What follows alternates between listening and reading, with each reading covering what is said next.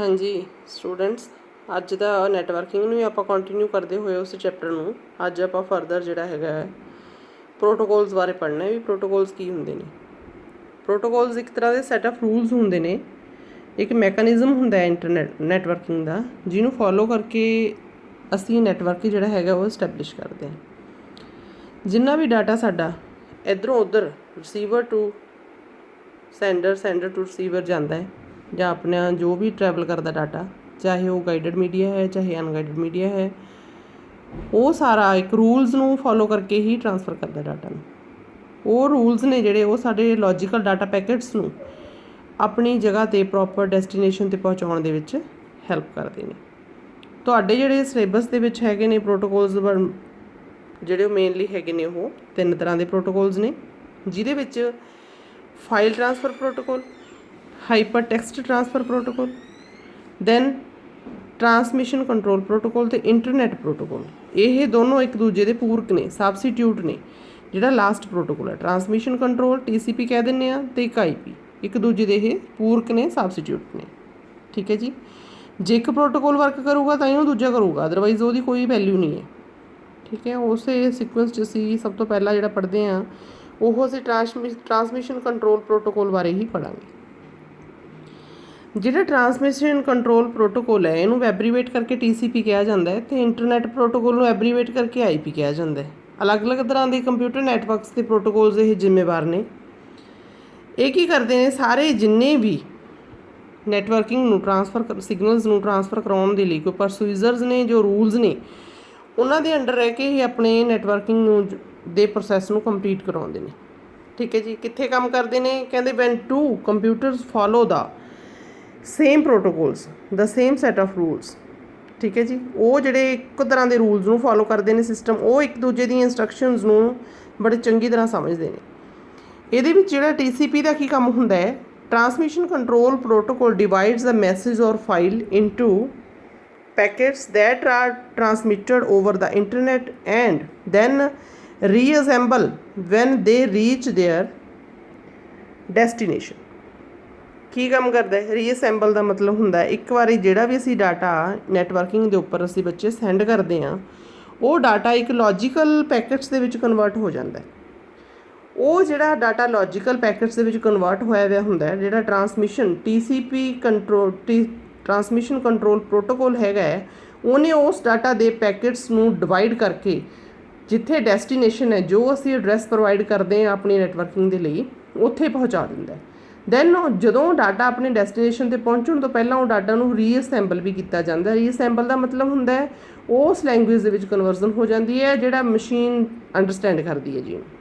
ठीक है जी, दैन अगे काम शुरू हो जाता है फिर उस तो अगे फरदर इंटरनेट प्रोटोकॉल का।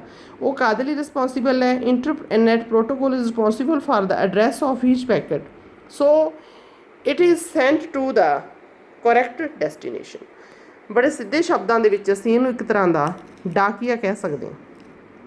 जिहड़ा इंटरनेट प्रोटोकॉल है उन्हें कल्ले कल्ले डाटा पैकेट्स का जिहड़ा हैगा वो एड्रैस देखना है, एड्रैस देखने तो अगे उन्होंने प्रॉपर डेस्टिनेशन के उपर भेजना है भी किहड़े मैसेज ने कित्थे जाके सेंड होना है। ये सारा प्रोसैस जिहड़ा हैगा ये लॉजिकल प्रोसैस है बच्चे। सैकेंड जिहड़ी किस्म हैगी है वो फाइल ट्रांसफर प्रोटोकॉल है। यह client server protocol used for transferring files to और exchange files with host computer. ये जिहड़ियां डाटा दियां फाइल्स ने ट्रांसफर होंदियां ने उहदे नाल रिलेटेड है।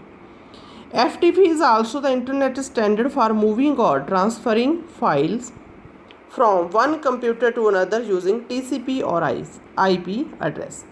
सब तो पहला तो उन्होंने काम शुरू किया TCP ते IP प्रोटोकॉल ने, दैन उस तो अगे जिहड़ा वर्क हैगा वो परफॉर्म करना है फाइल ट्रांसफर प्रोटोकॉल ने। वो जड़ियाँ डाटा फाइल्स ने अगे फाइल ट्रांसफर प्रोटोकॉल जिहड़ा हैगा रूल्स नू फॉलो करते हुए प्रॉपर अपनी डेस्टिनेशन ते उन्होंने फाइल्स नू पहुँचाऊगा। ठीक है जी, उस तो अगला है hyper text transfer protocol HTTP असीं जिहनूं कह दिंदे हैं। हाइपर टैक्सट का मतलब होंदा बच्चे मशीन रीडेबल टैक्सट। टैक्सट होंदा कोई भी रिटन जिहड़ा कुछ भी आप जिवें आह एक बुक दे लैंगुएज लिखी है, it's also called a text in computer vocabulary. ठीक है जी, इनू असीं टैक्सट बोलांगे।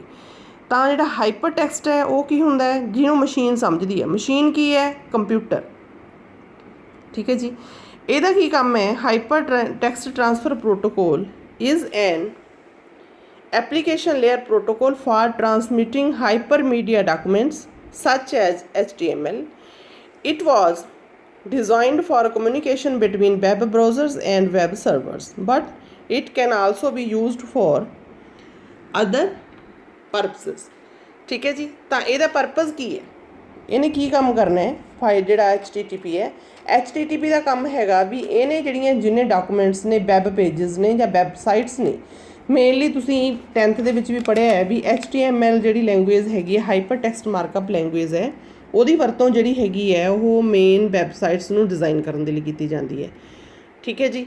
ਤਾਂ ਫਿਰ ਇਹ ਜਿਹੜੀ ਡਿਜ਼ਾਈਨ ਕੀਤੀ ਹੋਈ ਲੈਂਗੁਏਜ ਹੈ, ਅੱਗੇ ਇਹਨੂੰ ਫਰਦਰ ਪ੍ਰੋਟੋਕੋਲਸ ਨੂੰ ਫਾਲੋ ਕਰਕੇ ਹੀ ਆਪਣੇ ਜਿਹੜੇ ਹੈਗੀਆਂ ਉਹ ਕੁਐਰੀਜ਼ ਸੈਂਡ ਕਰਨੀਆਂ ਪੈਂਦੀਆਂ ਨੇ।